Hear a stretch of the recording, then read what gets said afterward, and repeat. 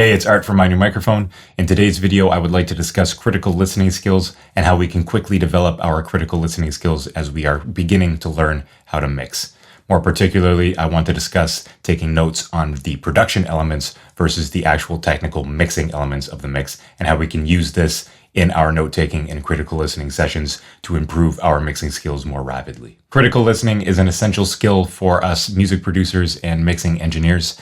We must be able to listen to a piece of audio and understand the technical aspects going on within it, either to solve problems or to learn things about the music that we are listening to or mixing. However, it can be difficult, especially when we are just starting out, to be able to hear the exact issues in the exact frequency bands and to know which frequency bands those issues are in.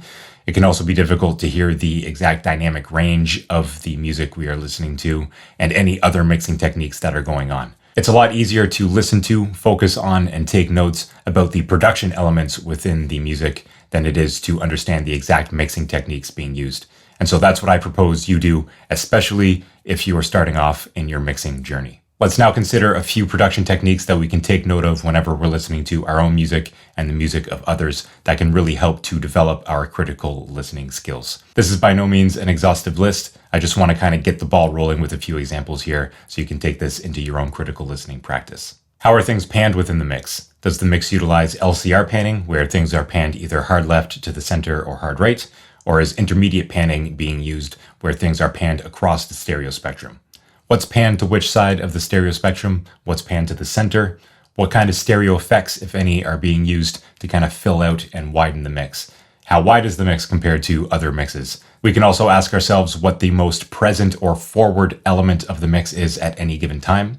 Now, typically this is going to be the lead instrument or the lead vocal. We can also ask ourselves what elements are playing a supportive role. Can we hear any pads or rhythm guitars? And what elements are in between? Are the drums big? Are the drums small? What's panned out to the sides and kind of tucked away? And what's more close to the listener? How much space is there in the mix? Is it a very densely crowded mix with a lot of stuff going on? Or are there fewer elements that take up more space individually within the mix? How much reverb and delay is there, particularly on the vocal or lead instruments? Take note of the dimensionality of the mix and how it relates to other mixes that you enjoy listening to. Are there any particular effects being used on the tracks within the mix beyond EQ, compression, saturation, delay, and reverb?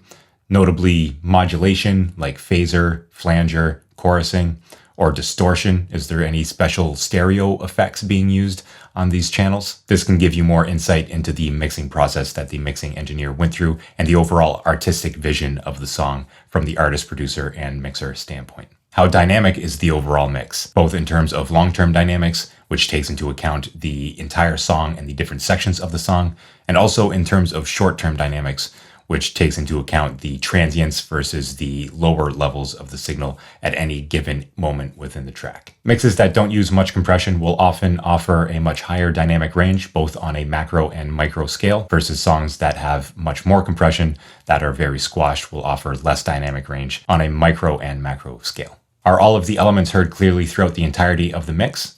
While this is an important part of mixing, you may be surprised at how many professional mixes have significant amounts of frequency masking going on at certain sections of the mix. However, we should always be aware and take note of what the most important element is of the song and notice how it stands out in front of the rest of the elements in the mix. How have the vocals been produced? Are they very bright or very dark? Were ad-libs recorded? Maybe the vocals being doubled? Are there background vocals? How are the vocals harmonized and performed?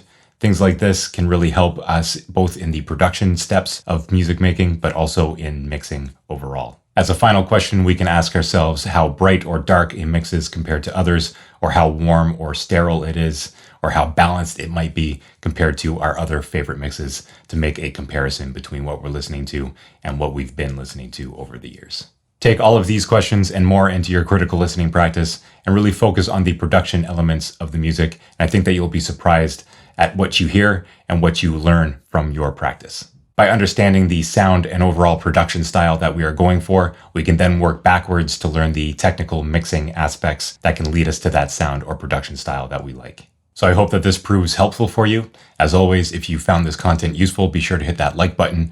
And I'll also put up another few videos here on the My New Microphone YouTube channel that I think will benefit you greatly. So hit one of these videos up here in the top left and top right corner, and I will see you in the next one. Cheers.